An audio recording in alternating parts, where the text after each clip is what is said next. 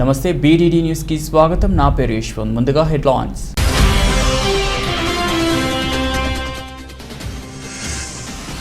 కృష్ణ జింకలు పరుగులు తీస్తున్న సుందర దృశ్యం. వీడియోను షేర్ చేసిన ప్రధాని మోదీ.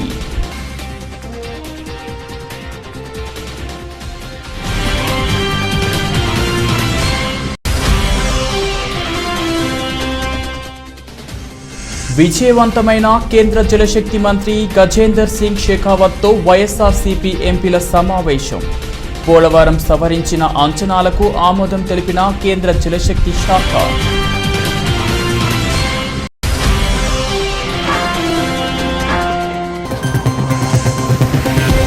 కోవిడ్-19 నివారణ చర్యల కోసం ముఖ్యమంత్రి సహాయ నిధికి 50 లక్షల విరాళం అందజేసిన బెల్లూరు ఇన్స్టిట్యూట్ ఆఫ్ టెక్నాలజీ.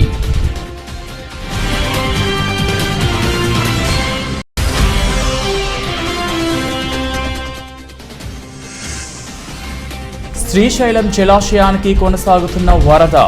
జలాశయం 10 గేట్లు 10 అడుగుల మేర ఎత్తి దిగువకు నీటిని విడుదల.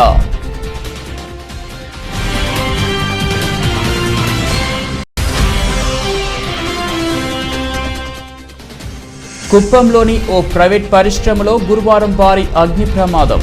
సైబర్ డైనమిక్ పాల ఉత్పత్తి కేంద్రంలో ఒక్కసారిగా చెలరేగిన మంటలు.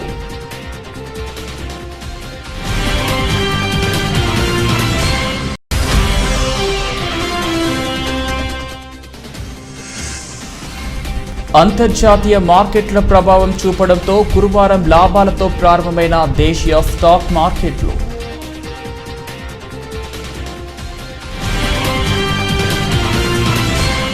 ఢిల్లీలోని కాంగ్రెస్ పార్టీ పార్లమెంట్ సభ్యులు రిపన్ బోరా మాట్లాడుతూ కేంద్ర ప్రభుత్వం బీజేపీ చిత్తశుద్ధి కోల్పోయి నిత్యావసర ధరలు పెంచుకుంటూ పోతూ సామాన్య ప్రజల నడ్డి విరుస్తున్నారని తీవ్రంగా మండిపడ్డారు. పెట్రోల్, డీజిల్, గ్యాస్ ధరలను వెంటనే తగ్గించాలని కాంగ్రెస్ పార్టీ పార్లమెంట్ సభ్యులు కేంద్ర ప్రభుత్వాన్ని కోరినట్లు మీడియాకు వివరించారు.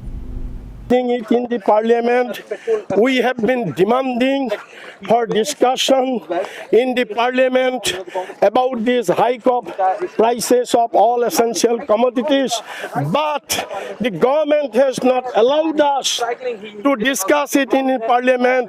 Where we will discuss? We being MP, if we are not allowed to discuss in the parliament, where we will discuss these burning issues?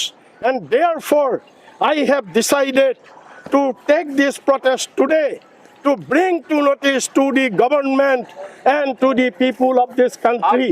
I want to share the sufferings of the people of our country for exorbitant prices of petrol, diesel, LPG gas and other essential commodities. Sir, on the issue of inflation is something that we've seen time and again. The Congress party raised the objection. The government is obviously not ready to discuss. This is what the allegation is. So are you planning to go with the cycle inside the parliament as well? Yes. గుజరాత్లో దాదాపు 3,000కు పైగా కృష్ణా జింకలు పరుగులు తీస్తూ కనువిందు చేశాయి. ఇందుకు సంబంధించిన వీడియోను ప్రధానమంత్రి నరేంద్ర మోదీ పోస్ట్ చేసి అద్భుతం అని పేర్కొన్నారు. భావనగర్లోని కృష్ణా జింకల జాతీయ పార్కులో 3,000 కృష్ణా జింకలు ఒకదాని వెనుక ఒకటి రోడ్డు దాటుతుండగా కొందరు ఈ వీడియో తీశారు. ఈ వీడియోను గుజరాత్ సమాచార శాఖ తమ ట్విట్టర్ ఖాతాలో షేర్ చేసింది. ఆ ట్వీట్నే ప్రధాని మోదీ రీట్వీట్ చేశారు. ఈ వీడియోను మోదీ షేర్ చేసిన కొన్ని గంటల్లోనే వైరల్ అయింది. లక్షలాది వ్యూస్ వస్తున్నాయి. వేలాది మంది రీట్వీట్లు చేస్తున్నారు. కృష్ణా జింకలను ఇంతటి భారీ సంఖ్యలో తొలిసారి చూస్తున్నామని కామెంట్లు చేస్తున్నారు. కృష్ణా జింకలను పరిరక్షిస్తోన్న ప్రభుత్వ తీరుపై ప్రశంసల జల్లు కురిపిస్తున్నారు.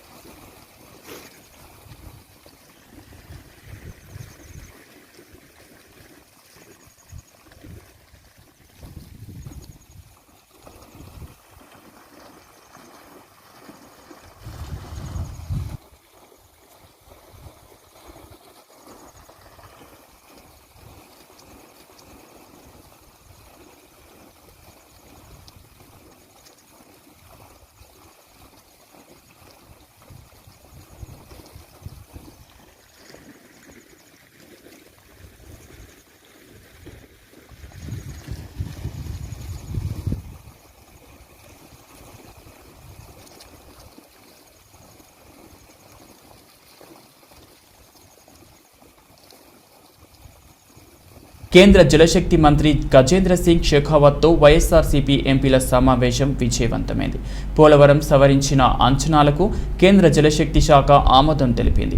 సవరించిన అంచనాలను టెక్నికల్ అడ్వైజరీ కమిటీ సూచించిన 47,725 కోట్ల మేరకు కేంద్ర జలశక్తి మంత్రి గజేంద్ర సింగ్ అంగీకరించారు. ఈ క్రమంలో గురువారం ఆర్థిక శాఖకు ప్రతిపాదనలు పంపనున్నారు. వచ్చే వారం కేంద్ర కేబినెట్ ముందుకు పోలవరం సవరించిన అంచనాల అంశం రానుంది. వైఎస్ఆర్సీపీ ఎంపీలు బుధవారం కేంద్ర మంత్రి గజేంద్ర సింగ్ షెకావత్ ను కలిశారు. ఈ సందర్భంగా పోలవరం ప్రాజెక్టు సవరించిన అంచనాలు ఆమోదించాలని విజ్ఞప్తి చేశారు. అదేవిధంగా నిర్వాసితులకు 2013 భూసేకరణ చట్టం ప్రకారం పునరావాస ప్యాకేజీ ఇవ్వాలని కోరారు. భేటీ అనంతరం వైఎస్ఆర్సీపీ పార్లమెంటరీ నేత, రాజ్యసభ సభ్యులు విజయసాయిరెడ్డి మాట్లాడుతూ పోలవరం ప్రాజెక్ట్ అథారిటీని హైదరాబాద్ నుంచి రాజమండ్రికి తరలించాలని, ఎటువంటి షరతులు లేకుండా నిధులు రియంబర్స్మెంట్ చేయాలని కేంద్ర మంత్రికి విజ్ఞప్తి చేసినట్లు తెలిపారు. జలశక్తి మినిస్ట్రీకి, ఫైనాన్స్ మినిస్ట్రీకి వచ్చి ప్రతిసారి మనం ఇంకరైనటువంటి ఎక్స్పెండిచర్ని రియంబర్స్మెంట్ కావాలని అంటే కాలయాపన జరుగుతుంది. కాబట్టి ఒక ఎస్క్రో అకౌంట్ ఓపెన్ చేసి ఎస్క్రో అకౌంట్లో ఈ యొక్క అమౌంట్ని డిపాజిట్ చేయాల్సిందిగా విజ్ఞప్తి చేయడం జరిగింది.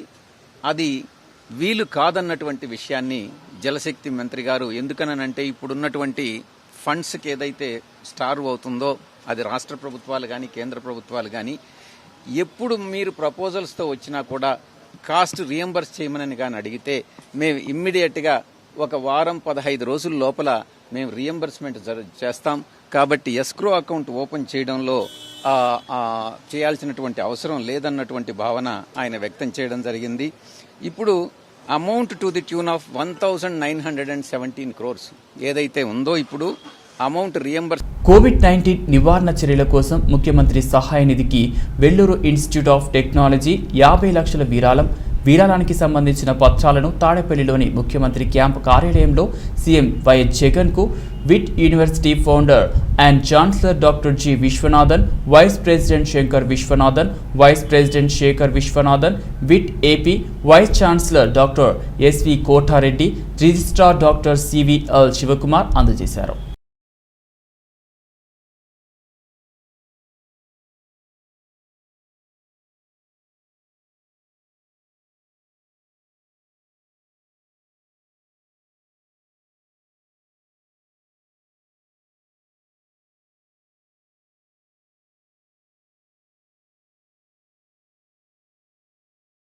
రైతులకు పౌర సరఫరాల శాఖ 3,300 కోట్ల బకాయి పడిందని చంద్రబాబు చెప్పడం హాస్యాస్పదం.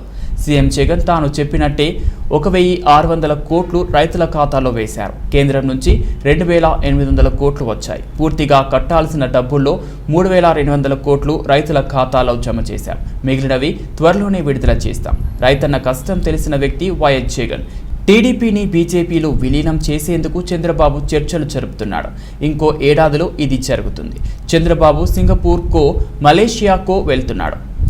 ఇప్పటికే తెలంగాణలో ఆ పార్టీని కాంగ్రెస్లో కలిపేశారు. ఇలాంటి వ్యక్తిని నమ్ముకొని ప్రభుత్వాన్ని అస్థిరపరిచే కుట్రలో భాగస్వామ్యం కావద్దని ఆ పార్టీ కార్యకర్తలను కోరుతున్నారు. రాబందు Chandrababu Naidu civil supplies department 3,300 కోట్లు రైతులకు బాకీలు అనే ఆ పనికిమాలిన చంద్రబాబు నాయుడు ఒక లెటర్ ముఖ్యమంత్రి గారికి రాస్తాడు. ఈ పనికిమాలిన ఉమాగాడు వెళ్ళి ఎవడో 10 మంది తెలుగుదేశం పార్టీ కార్యకర్తలను వేసుకుని ధాన్యానికి డబ్బులు రావట్లేదు అని చెప్పి ఈడ పబ్లిసిటీకి ఈడు ఫోటోలకు ఫోజులు దిగి మాట్లాడతాడు. మేము 10 రోజుల నాడు ఇక్కడే ప్రెస్ మీట్ పెట్టి చెప్పాం. 15వ తారీఖుకి 1,600 కోట్ల రూపాయలు రిలీజ్ చేస్తున్నాం. అదేవిధంగా 25వ తారీఖుకి కేంద్ర ప్రభుత్వం నుంచి రావాల్సినటువంటి డబ్బు వస్తుందని చెప్పి ప్రామిస్ చేశారు. ఈ నెలాఖరులోపు పూర్తిగా బకాయిలన్నీ కూడా చెల్లిస్తామని చెప్పాం. మేము చెప్పినట్టు, మా ప్రభుత్వం చెప్పినట్టు, మా ముఖ్యమంత్రి గారు చెప్పినట్టు మరి 16వ తారీఖున 17వ తారీఖున 1,600 కోట్ల రూపాయలు రైతులకు అకౌంట్లకు వేసాం. మరి కేంద్ర ప్రభుత్వం నుంచి కూడా మొన్న సోమవారం నాడు గత ఎన్నికల్లో ప్రజలు చీకొట్టిన టీడీపీ నేత దేవినేని ఉమామహేశ్వరరావుకు బుద్ధి రాలేదు. మైనింగ్లో అక్రమాలు జరిగితే అధికారుల దృష్టికి ఎందుకు తీసుకురాలేదు? ఉమా మీద ఎవరు దాడి చేయలేదు. ఉమాయే 100 మందిని వెంట పెట్టుకొని వెళ్లి ఘర్షణ వాతావరణం క్రియేట్ చేశాడు. చివరికి తనపై దాడి జరిగిందని డ్రామా నడిపించారు. ఎల్లో మీడియాలో గగ్గోలు పెట్టారు. వాస్తవంగా వైఎస్ఆర్సీపీ నాయకుడు దుర్గాప్రసాద్ కారుపై దాడి చేశారు. కారును ధ్వంసం చేశారు. దళిత యువకుడు సురేష్ పైన దాడి చేసి తీవ్రంగా గాయపరిచారు. టీడీపీ నేతలు జరిగిన దాన్ని మసిపూసి మారేడుకాయ చేస్తూ మాట్లాడారు. కొండపల్లి ప్రాంతంలో 1978 నుంచి మైనింగ్ జరుగుతోంది. టీడీపీ ప్రభుత్వం హయాంలోనే ఎన్నడూ లేనంతగా అక్రమ మైనింగ్ జరిగింది. ఉమా మైలవరం ఎమ్మెల్యే మంత్రిగా ఉన్న సమయంలో 70% మేరకు మైనింగ్ జరిగినట్లు మ్యాప్ల్లో కనిపిస్తోంది. అధికారం పోగానే కొత్త రాగం అందుకున్నారు. ముఖ్యమంత్రి వైఎస్ జగన్మోహన్ రెడ్డి మొదలుపెట్టిన ఇళ్ల నిర్మాణాలకు కంకర దొరకకూడదు, నిర్మాణాలు జరగకూడదనే ఉద్దేశంతోనే ఇదంతా చేస్తున్నారని ఎమ్మెల్యే వసంత కృష్ణప్రసాద్ అన్నారు. పట్టాభి ఇతరత్ర అడేగాడు గుడేగాడు తెలుగుదేశం పార్టీ నాయకులందరూ కలిసి ఒక 10-15 ప్రెస్ మీట్లు పెట్టారు. దాంట్లోకి మళ్ళీ ఏలా వాళ్లే గాయం చేయటం, దాన్ని పుల్లబెట్టి గెలగటం దేవుని ఉమామహేశ్వరరావు నైజం అది. సరే చూశారు మా వైసీపీ కార్యకర్తలందరూ విసుగొచ్చింది. ఈ అబద్ధాన్ని జరగని దాన్ని జరిగినట్టుగా అతని హయాంలో జరిగిన దాన్ని కూడా మేము చేసినట్టుగా చెబుతా ఉన్నాడు అనే దాంతో అనుకోకుండా యాదృచ్ఛికంగా ఎదురుపడ్డ దగ్గర అప్పుడే అది చేసుకొని వస్తున్నాడు. అక్కడి నుంచి వచ్చి సోషల్ మీడియాలో ఈ వీడియోలన్నీ పోస్ట్ చేశారు. మా వాళ్ళు అదే పైన ఉన్నటువంటి తెల్లదేవరపాడు గ్రామం సర్పంచి వాళ్ళ అమ్మగారు చనిపోతే నేను కూడా మొదలు వెళ్ళి పలకరించి వచ్చాను. మా వాళ్ళందరూ చాలా మంది వాళ్ళు సాయంత్రం వెళ్ళి పలకరించి వస్తా ఎదురుపడి అక్కడ ఆ వీడియోలు ఎప్పుడైతే వీళ్ళు కారులో తీశారో కారులో ఎదురుపడి ఆగినాయో, ఇగో నువ్వు ఈ దొంగ మాటలు చెప్తున్నావు, అబద్ధాలు చెప్తున్నావు అని చెప్పి వీళ్ళు ప్రశ్నించారు అతన్ని. దాని మీద ఆ తెలుగుదేశం కార్యకర్త పోగొట్టడం, వైసీపీ వాళ్ళు పోగొట్టడం కొంత గొడవ జరిగింది. ఇతను దీన్ని రాజకీయం చేసే ఉద్దేశంతో ఆ సంఘటన నుంచి బయలుదేరి స్థలం నుంచి బయలుదేరి పోలీస్ స్టేషన్ దగ్గరికి డ్రామా సెంటర్ మార్చాడు. అక్కడ కారులోనే కూర్చొని కారు దిగడం, డోర్ బయట నోటితో ఫోన్లో మాట్లాడతాడు. వాళ్ళ అనుకూల మీడియాతో అక్కడే లోపల కూర్చొని ఫోన్లో ఇంటర్వ్యూలు ఇస్తాడు, కానీ బయటికి రాడు. సరే అక్కడ జరిగిన సంఘటన మీద మా వాళ్ళు ఏవైతే వాళ్ళ మీద కొంతమంది మీద దాడి జరిగిందో వాళ్ళు పోలీస్ స్టేషన్లో కంప్లైంట్ ఇవ్వడానికి వెళ్తే దేవినేని ఉమా ఆయన అనుచరులు ఎస్సీ ఎస్టీ బీసీలను తిడితే ఊరుకుంటారా? ఉమాపై ఎస్సీ ఎస్టీ యాక్ట్ కింద కేసు నమోదు చేసి శిక్ష విధించాలి. అసలు అక్రమ క్వారీయింగ్ జరగటం లేదని గ్రామస్తులు చెబుతున్నారు. ఇళ్ల స్థలాల మేరక కోసం తెచ్చుకుంటున్నామని చెప్పి ప్రజలు అడ్డగిస్తే నెపం వైఎస్ఆర్సీపీపై వేస్తారా? కారు అద్దాలు పగలగొట్టుకొని కారులో కూర్చొని తనపై దాడి జరిగిందని పోలీస్ స్టేషన్కు వెళ్లారని ఎమ్మెల్యే జోగి రమేష్ అన్నారు. తెలుగుదేశం పార్టీ డ్రామా ఆర్టిస్టు నిన్న ఒక కొత్త డ్రామాకి తెరతీశాడు. దేవినేని సొల్లు ఉమా. ఈ ఉమా ప్రతిరోజు కూడా కుక్కలు మరిగినట్టుగా, వీధి కుక్కలు మరిగినట్టుగా బహువారు మరుగుతూ ఉంటాడు. ఓ పక్కన అక్కడ నారా చంద్రబాబు నాయుడు మరుగుతూ ఉంటే, కృష్ణా జిల్లాలో దేవినేని ఉమా ఈ సొల్లు ఉమా మరుగుతూ ఉంటాడు. నిన్న అక్రమ మైనింగ్ జరిగిందని చెప్పేసి పాడిందే పాటరా పాసిపళ్ళ దాకా అంటే ఇవ్వాలి. 2 సంవత్సరాలుగా చెప్తా ఉన్నాడు సొల్లు మాటలు. 2 సంవత్సరాల నుంచి అక్రమ మైనింగ్ అంటా ఉన్నాడు. అసలు గనులు, ఇసుక, రాష్ట్రంలో ప్రజలంతా టీడీపీని ఏకపక్షంగా తిరస్కరించారు. మాజీ మంత్రి దేవినేని ఉమాను చీకొట్టి ఓడించిన బుద్ధి మారలేదు. మైలవరం ఎమ్మెల్యే వసంత కృష్ణప్రసాద్ చేతితో ఓటమిని జీర్ణించుకోలేక దేవినేని ఉమా కుట్ర చేస్తున్నారు. మైనింగ్ అక్రమాలు జరిగితే ఉమా అధికారుల దృష్టికి తీసుకురాకుండా అనుచరులతో కలిసి రాత్రిపూట పరిశీలనకు ఎందుకు వెళ్లారు? అక్రమాలు జరిగితే రాత్రులు పరిశీలనకు వెళ్లడంపై ప్రశ్నించిన వైఎస్ఆర్సీపీ నేతలపై ఉమా దాడి చేశారు. ఏదో రకంగా స్థానిక ఎమ్మెల్యే కృష్ణప్రసాద్పై బురద చల్లే ప్రయత్నం చేయడం హేమం. చిల్లర తత్వంగా వ్యవహరిస్తున్న దేవినేని ఉమా ఇకనైనా ఇలాంటి డ్రామాలు ఆపాలి. పదే అసత్యాలు చెబుతూ గోబెల్స్ ప్రచారం చేయడం అలవాటైన ఆయనకు నిజాలు రుచించవు. మంగళవారం జరిగిన ఘటనపై పోలీసులు వాస్తవాలు వెల్లడించిన ఉమా డ్రామాలాడటం విడ్డూరంగా ఉందని ఎమ్మెల్యే మల్లాది విష్ణు అన్నారు.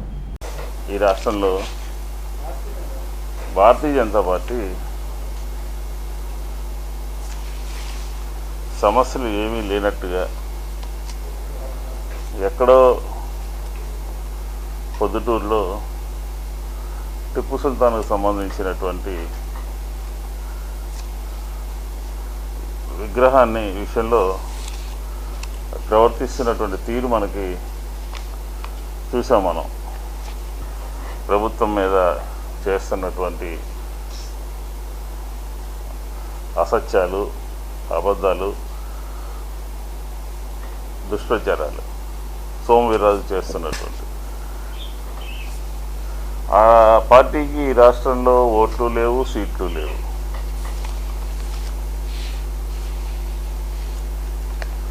ఎవరికి కావలసిన విగ్రహాలు వాళ్ళు పెట్టుకుంటారు.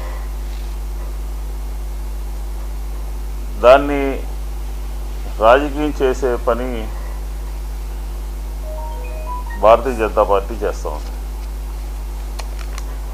ప్రతి ఒక్క వ్యక్తికి, ప్రతి ఒక్క మహానుభావుడికి, ప్రతి ఒక్క స్వాతంత్ర సమరయోధుడికి, అనేక మందికి 2 రకాల వెర్షన్లు ఉన్నాయి. దాన్ని రాజకీయం చేస్తూ నేను సోమవీర్రాజు గారిని సూటిగా కొన్ని ప్రశ్నలు వేస్తాను.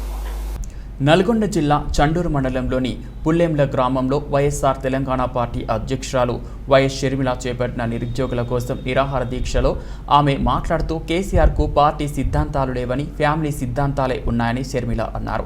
తెలంగాణ రాష్ట్ర వ్యాప్తంగా 191,000 ఉద్యోగాలు ఖాళీ ఉన్నప్పటికీ నిమ్మకు నీరెత్తినట్లు వ్యవహరిస్తున్నారని స్పష్టం చేశారు.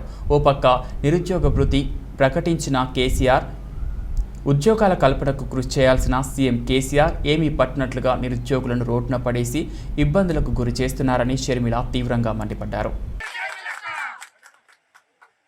వైఎస్ఆర్ గారు 5 సంవత్సరాలు మాత్రమే ముఖ్యమంత్రిగా ఉన్నారు. ఆ 5 ఏళ్ళు ఎలా ఉన్నిందో, ఆ పాలన ఎలా సాగిందో పెద్దవాళ్ళైన వారు తెలియని చిన్న వాళ్ళకి వివరించి చెప్పాలి. వైఎస్ఆర్ గారు ఉన్నప్పుడు రైతులకు రుణమాఫీ జరిగింది. ఉచిత విద్యుత్ మొదలు పెట్టిందే వైఎస్ఆర్ గారు. రైతులకు, మహిళలకు పావలా వడ్డీ రుణాలిచ్చి వాళ్ళ కాళ్ళ మీద వాళ్ళు నిలబడేటట్టు చేశారు. అసలు దేశంలో ఎవరు ఊహించలేదు పేద విద్యార్థులు, పేద బిడ్డలు డాక్టర్లు, ఇంజనీర్లు అవుతారని ఎవరు ఊహించలేదు. అసలు ప్రపంచంలోనే ఎవరు ఊహించలేదు. ఒక పేదవాడు గొప్పవాడిలాగా కార్పొరేట్ ఆసుపత్రికి వెళ్ళి వైద్యం చేయించుకోగలడు, అది కూడా ఉచితంగానే అని ఎవరు ఊహించలేదు. ఒక పేదవాడు ఫోన్ చేసిన 20 నిమిషాలకు కుయ్ కుయ్ కుయ్ కుయ్ అని 108 వచ్చి ఇంటి ముందర నిలబడుతుంది అని ఎవరు ఊహించలేదు. ఎగువన కురుస్తున్న వర్షాలతో కృష్ణానది పరవళ్లు తోకుతోంది. శ్రీశైలం జలాశయానికి భారీగా వరద నీరు వచ్చి చేరుతోంది. జలాశయంలోకి 4,60,154 క్యూసెక్ల ఇన్ఫ్లో ఉంది. పర్యవసానంగా 10 గేట్లను 10 అడుగుల మేర ఎత్తి నీటిని కిందకు విడుదల చేస్తున్నారు. దీంతో డ్యాం నుంచి 3.40 లక్షల క్యూసెక్ల నీరు శ్రీశైలం డ్యాం దిగువకు వెళ్తోంది. జలాశయం పూర్తి స్థాయి నీటిమట్టం 885 అడుగులు కాగా ప్రస్తుతం 884 అడుగుల నీటిమట్టం ఉంది. శ్రీశైలం జలాశయం గేట్లను ఎత్తి నీటిని విడుదల చేస్తుండటంతో ఆ సుందర దృశ్యాన్ని చూసేందుకు పర్యాటకులు పెద్ద ఎత్తున అక్కడకు చేరుకుంటున్నారు. డ్యాం పూర్తి స్థాయి నీటి నిల్వ 215.87 టీఎంసీలు కాగా ప్రస్తుతం డ్యాంలో 212.4385 టీఎంసీల నీరు ఉంది. కుడి, ఎడమగట్టు విద్యుత్ కేంద్రాల్లో విద్యుత్ ఉత్పత్తి సాగుతోంది. శ్రీశైలం నుంచి విడుదలవుతున్న నీరు నాగార్జున సాగర్కు చేరుతోంది.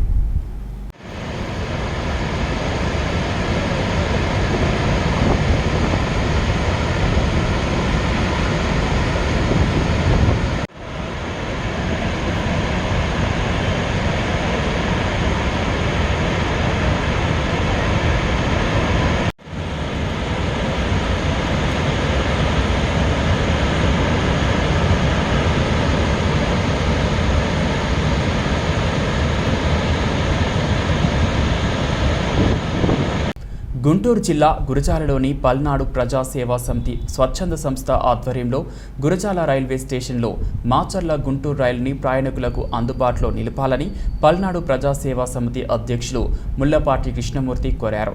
గురజాల రెవెన్యూ డివిజన్ కేంద్రంగా కొనసాగుతున్నప్పటికీ అన్ని అర్హతలు ఉన్న ప్రయాణికులు ఎదుర్కొంటున్న ఇబ్బందులు గ్రహించిన పల్నాడు ప్రజా సేవా సమితి అధ్యక్షుడు ముల్లపాటి కృష్ణమూర్తి మాచర్ల నుంచి గుంటూరు వెళ్లే ప్యాసింజర్ రైలుని గురజాలలో ఆపాలని కోరుతూ విజ్ఞాపన పత్రం అందజేశారు.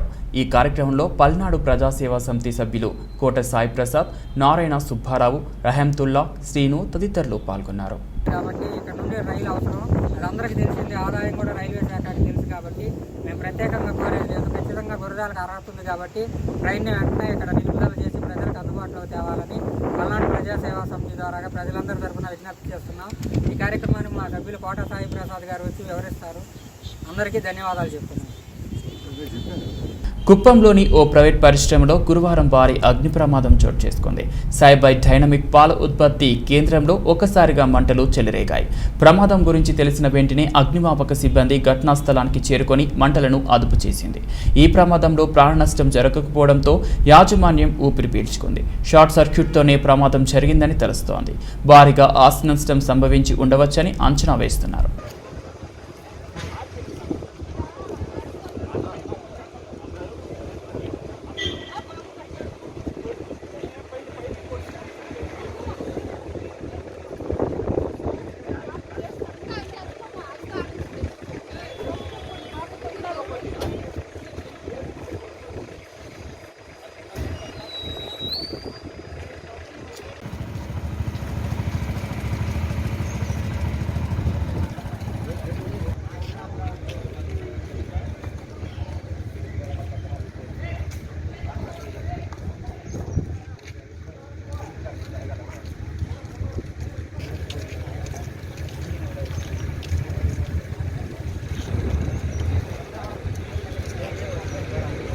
ప్రభుత్వ ఆదేశాలకు అనుగుణంగా నర్సీపట్నంలో వార్డుల పర్యటనకు శ్రీకారం చుట్టిన municipal chairman Adilakshmi, commissioner Kanakarao మౌలిక వసతుల కల్పన పథకాల అమలే ప్రధాన లక్ష్యమన్న చైర్మన్ నవరత్నాల అమలులో లోపాలను సవరించి పూర్తి స్థాయిలో లబ్ధిదారులకు అందజేస్తామన్న కమిషనర్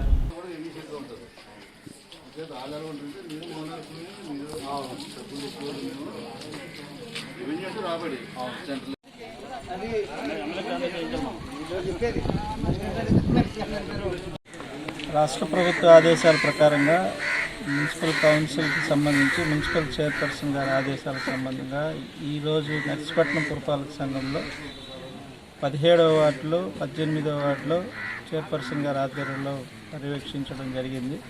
ఇందులో ముఖ్యంగా మౌలిక వసతులు ప్రాధాన్యత ఇవ్వవలసిందిగా ప్రజల నుంచి వచ్చాయి.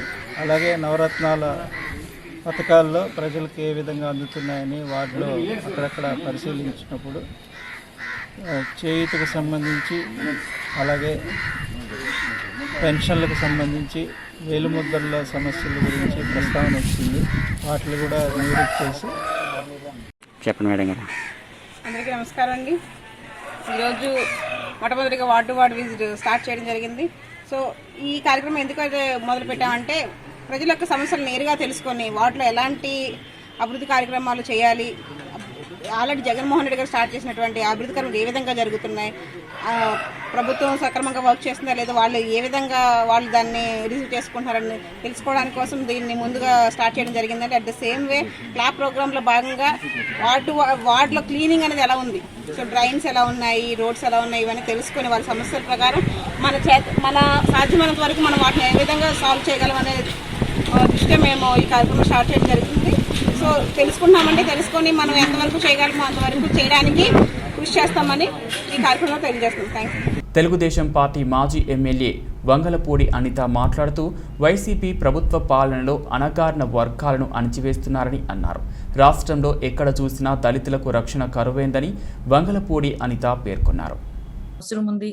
అది స్వతంత్రం వచ్చినప్పటి నుంచి కూడా అదే సిస్టమ్ ఫాలో అవుతా ఉంటే స్వతంత్రం వచ్చిన ఇన్ని సంవత్సరాల తర్వాత ఆంధ్రప్రదేశ్లో రాజ్యాంగ ఉల్లంఘన అన్నది ఏ విధంగా జరుగుతుందో చూపించడానికి అనేకమైన ఉదాహరణలు ఈరోజు జగన్మోహన్ రెడ్డి గారి పరిపాలన తీసుకోవచ్చు. ఎందుకంటే ఒక సామాజిక వర్గానికి టార్గెట్ గా చేసుకుని ఓవరాల్ గా చెప్పాలంటే ఆయన ఈ రోజు సీఎం అయ్యారంటే బహిరంగంగానే వాళ్ళ నాయకులందరూ కూడా దళిత ఓటు బ్యాంకుతోనే మేము మాక్సిమం అందరం కూడా ఈరోజు అధికారులు చేజిక్కించుకున్నాము, 151 సీట్లు తెచ్చుకున్నాము. జగన్మోహన్ రెడ్డి గారు సీఎం అయ్యారంటే కేవలం దళిత ఓట్లను బేస్ చేసుకుని ఈరోజు సీఎం అయ్యారు అని బాహాటంగా అక్కడున్న నాయకులు కానీ, ఇప్పుడున్న మంత్రులు కానీ, అదేవిధంగా ఇంక్లూడింగ్ సీఎంతో సైతం అందరూ కూడా బహిరంగంగా బాహాటంగా చెప్పుకునే పరిస్థితి నుంచి మరి ఓట్లేసి గెలిపించి సీఎం స్థాయిలో కూర్చోబెట్టినటువంటి దళితుల్ని పెద్దపీట వేసి నెత్తిన పెట్టుకోవాల్సిన పరిస్థితి నుంచి అదే నెత్తి మీద నుంచి కిందకి దిగజారి. కృష్ణా జిల్లా నూజివీడు తహసీల్దార్ కార్యాలయంలో ఏసీబీ అధికారులు దాడులు నిర్వహించారు. రైతు నుండి టేకు చెట్లు నరకడం కోసం 34,000 లంచం తీసుకుంటూ ఏసీబీ అధికారులకు అడ్డంగా దొరికిపోయిన ఎంఆర్ఓ ఆర్ఐ.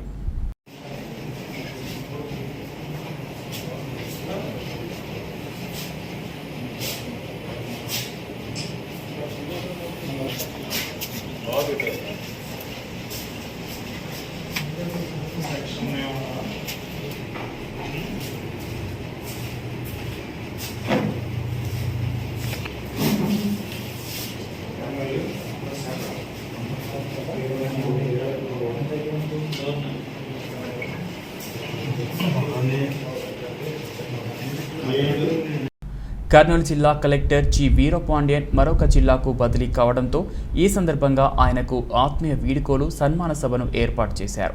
ఈ సందర్భంగా కలెక్టర్ వీరపాండ్యన్ మాట్లాడుతూ కర్నూలు జిల్లా ప్రజలకు కర్నూలు జిల్లాలో పనిచేస్తున్న సిబ్బందిని అభినందించారు. నా గురించి చాలా బాగా ప్రతి ఒక్కరు మాట్లాడారు. బాగానే చెప్పాలి, అవకాశం లేదు. సో ఖచ్చితంగా నిజంగా మీ మనసు నుంచి వచ్చిన మాటలు మొత్తం కూడా చాలా ఆత్మీయంగా, చాలా ప్రేమగా. దేశీయ మార్కెట్లపై అంతర్జాతీయ మార్కెట్ల ప్రభావం చూపడంతో గురువారం స్టాక్ మార్కెట్లు లాభాలతో ప్రారంభమయ్యాయి.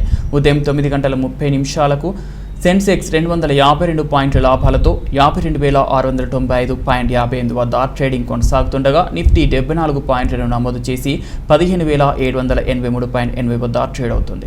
Tata Motors, tech Mahindra, blue chip షేర్లు లాభాల్లో కొనసాగుతున్నాయి. వచ్చే వారం నుంచి టాటా మోటార్స్ వాహనాల ధరలు పెరుగుతున్నాయనే వార్తల నేపథ్యంలో ఆ షేర్లు నష్టాల్లో కొనసాగుతుండగా Nifty, Eicher Motors, Bajaj auto, Britannia షేర్లు నష్టాల బాట పడ్డాయి.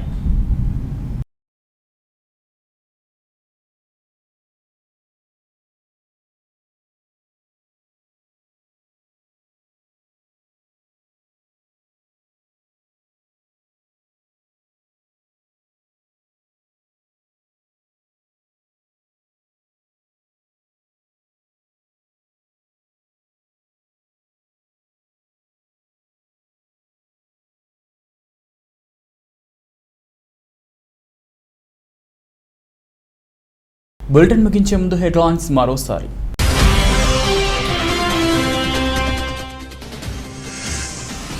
కృష్ణా జింకలు పరుగులు తీస్తున్న సుందర దృశ్యం, వీడియోను షేర్ చేసిన ప్రధాని మోదీ.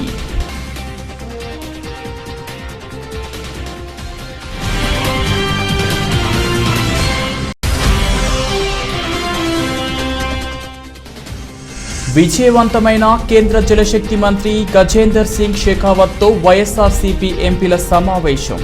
పోలవరం సవరించిన అంచనాలకు ఆమోదం తెలిపిన కేంద్ర జలశక్తి శాఖ.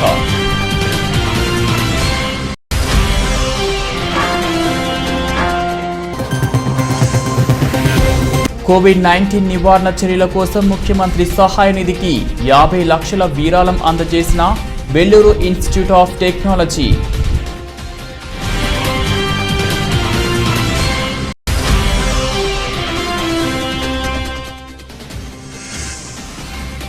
శ్రీశైలం జలాశయానికి కొనసాగుతున్న వరద. జలాశయం 10 గేట్లు 10 అడుగుల మేర ఎత్తి దిగువకు నీటిని విడుదల.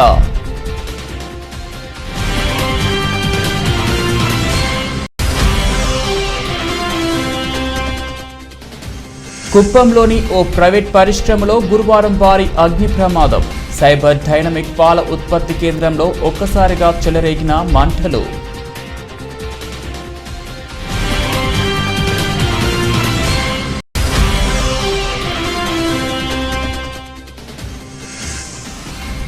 అంతర్జాతీయ మార్కెట్ల ప్రభావం చూపడంతో గురువారం లాభాలతో ప్రారంభమైన దేశీయ స్టాక్ మార్కెట్లు.